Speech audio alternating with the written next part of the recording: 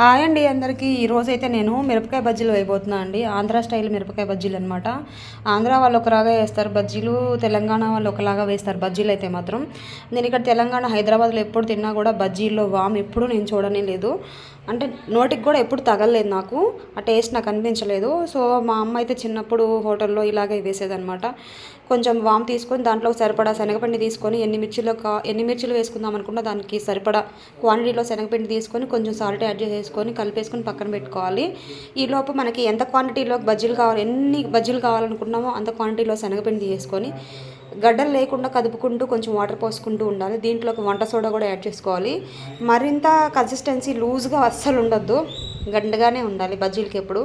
ఎందుకంటే మిరపకాయ పట్టించినప్పుడు జారిపోకుండా ఉండకూడదు పిండి అనేది, అలా పట్టుకుని ఉండాలి మిరపకాయకి పిండి.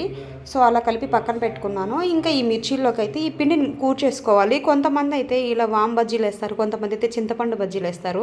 చింతపండు బజ్జీలు అంటే మనము పులిహోరలోకి కలిపి పెట్టుకుంటాం కదండి, ఉడకబెట్టి పెట్టుకుంటాము ఉప్పు పచ్చిమిర్చి ఇవన్నీ వేసి. అది ఆ గుజ్జు ఉంటుంది కదా, బాగా దగ్గరగా తీసుకొచ్చిన గుజ్జు, ఆ గుజ్జుని మనము ఈ మిర్చిలోకి ఈ వామ్ ప్లేస్లో ఏదైతే పెట్టామో ఆ గుజ్జును కూడా వేసుకొని ఇలా శనగపిండిలో ముంచేసుకొని అవి కూడా వేసుకోవచ్చు. అవి కూడా చాలా టేస్టీగా ఉంటాయి. ఈసారి చేసినప్పుడు నేను ఇది కూడా పెడతాను. ఈ బజ్జీలు ఎందుకో వర్షం పడుతుంటే మావారు అడిగారనమాట, చెయ్యి అని. సరే కదా అని చేసేసాను. ఇలా ఎప్పుడైనా బజ్జీలు మనము వేయించుకునేటప్పుడు 2 సార్లుగా వేయించుకోవాలి. ఒక్కసారే సిమ్లో హైలో పెట్టో లేదంటే సిమ్లో పెట్టో ఒక్కసారి కంటిన్యూషన్గా వేయించుకోకూడదు. 2 సార్లు ఒకసారి వేసినప్పుడు తెల్లగా వస్తాయి కదా, ఆ కాయలు కొంచెం వేగిన తర్వాత తీసేసి పక్కన పెట్టుకోవాలి. మళ్ళీ కొంచెం నూనె మరిగిన తర్వాత మళ్ళీ రెండోసారి వేసుకుంటే బాగా వేగుతాయి.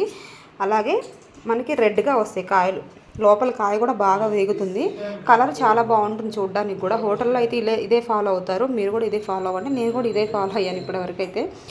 సో ఇంకా చాలా రెడ్ కలర్లోకి వచ్చేసాయండి. ఈ ప్రాసెస్ అంతా మీకు నచ్చినట్లయితే చూసిన వాళ్ళు ప్రతి ఒక్కరు ఒక షేరు, ఒక లైక్, సబ్స్క్రైబ్ అయితే చేసుకుంటారని అనుకుంటున్నానండి. ఇంకా ఫైనల్గా ఇలా వచ్చేసే బజ్జీలు అయితే నేను ఫోటో కూడా పెడతాను, చూసేయండి. ఎంజాయ్ చేయండి మరి మీరు కూడా.